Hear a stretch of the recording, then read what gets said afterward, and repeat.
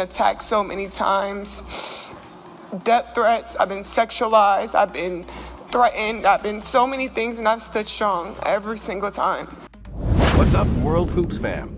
Get ready because we're diving headfirst into the latest, most explosive drama in the WNBA. Just when you thought the Angel Reese and Caitlin Clark saga couldn't get any wilder. Every day the sun don't shine, but I love tomorrow. Like, every day is not going to be a great day. And a lot of times in my life, I felt like I was down. It somehow escalated during the AllStar selection process, revealing a truth about league dynamics that's got everyone talking. Angel Reese, who strutted into the WNBA All-Star party like it was her coronation, instead got bench blocked and bounced like a bad check. Turns out, the league's top dogs weren't exactly rolling out the red carpet. They were rolling their eyes. What happens when TikTok fame meets actual basketball royalty? Spoiler alert, it wasn't pretty for Angel Reese.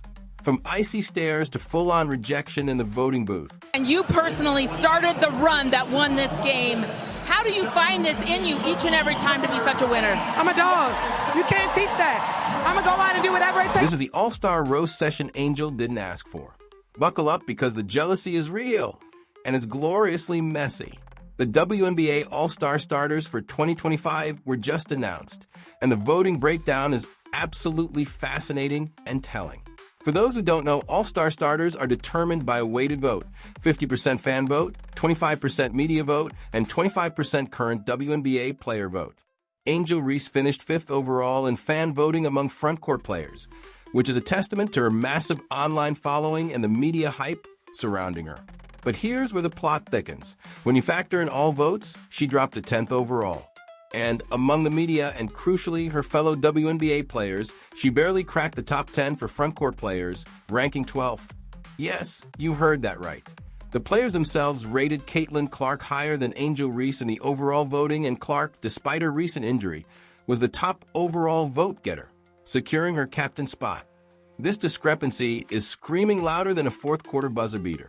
While fans and a portion of the media are captivated by the Angel Reese effect, the actual players in the league, the ones who share the court with her, seem to have a much different perspective. Let's be blunt. If I were a WNBA player, I'd be fuming too, but not at Caitlin Clark. Nope. I'd be absolutely steaming that Angel Reese is the one consistently getting magazine covers, high-profile sneaker deals, and endless media attention for what exactly? Vibing on the bench? Perfecting the art of the side-eye? If effort-to-praise ratio were a sport, Reese would be averaging 40 points a night. Meanwhile, the actual MVPs, the ones who've been grinding for years, putting in consistent elite performances, can't even get a Gatorade commercial. That's not just jealousy.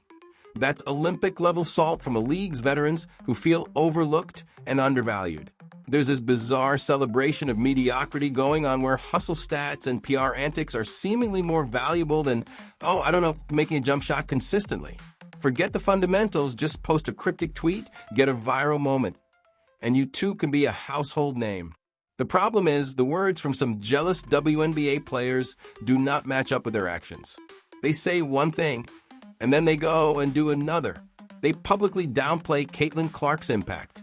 Yet they guard her like she's Diana Taurasi possessed by Steph Curry.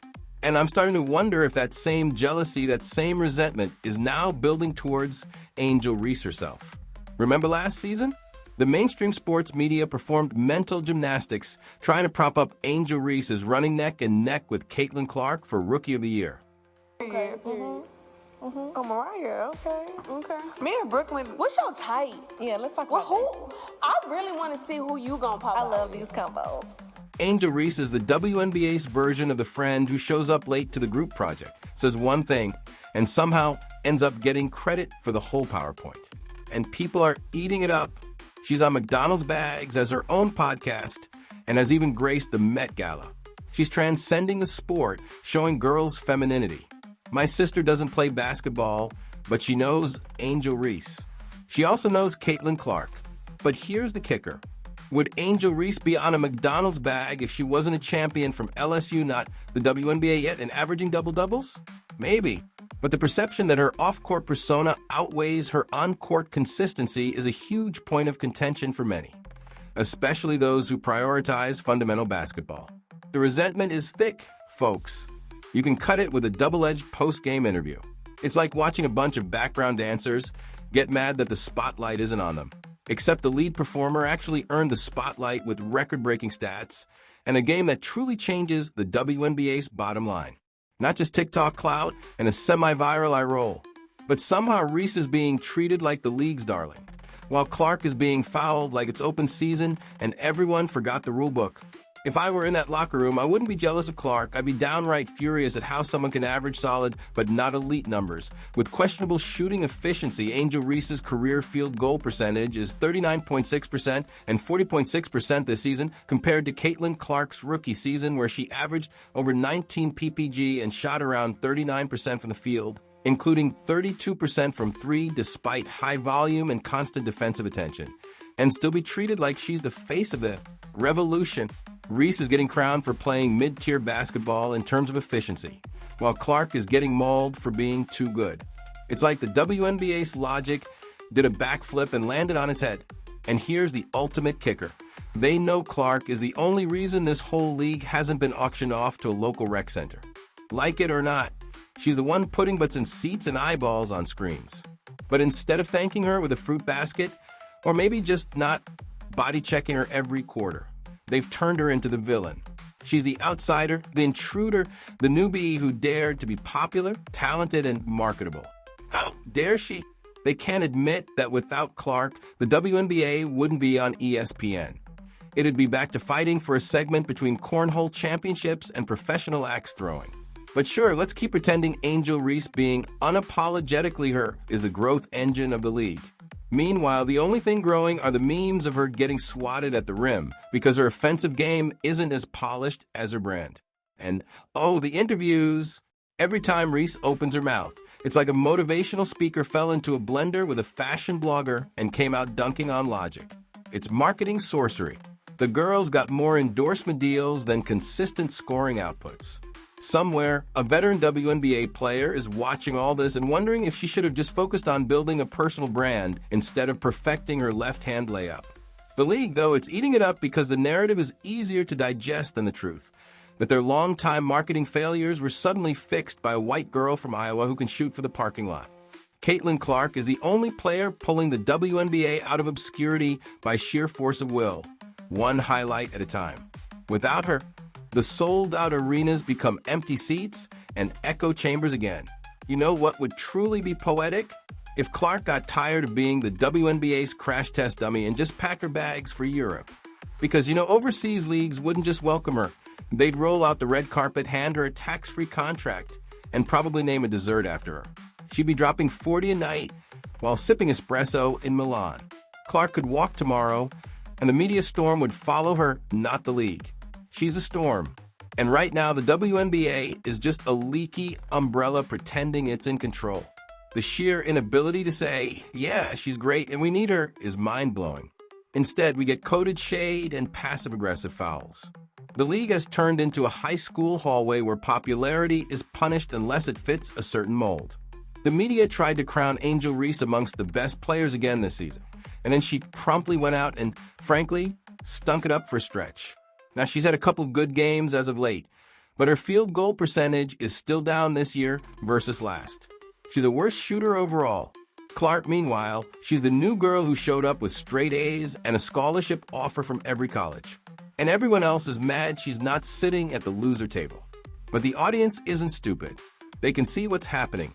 They know who's balling and who's bluffing. The highlight reels don't lie. Clark's step-backs are lethal. Her passes are poetry. And the resentment bubbling under the surface is no longer subtle.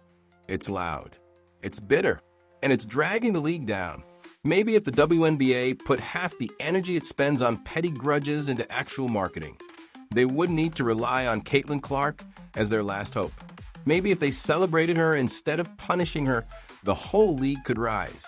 But nah, it's more fun to pretend she's the problem while ignoring the fact she's the only solution that's working. If Clark ever decides to say, you know what? I'm good, and hops on a plane to Spain or Turkey, don't act surprised. Don't write long op-eds about what went wrong. You knew. You just didn't want to say it out loud because deep down they all understand the ugly truth. Without Caitlin Clark, this league isn't collapsing. It's already halfway there. If Angel Reese had just focused on playing her game instead of playing the crowd, there might actually be something there, something to build on, something worth the noise. But no, she took the detour.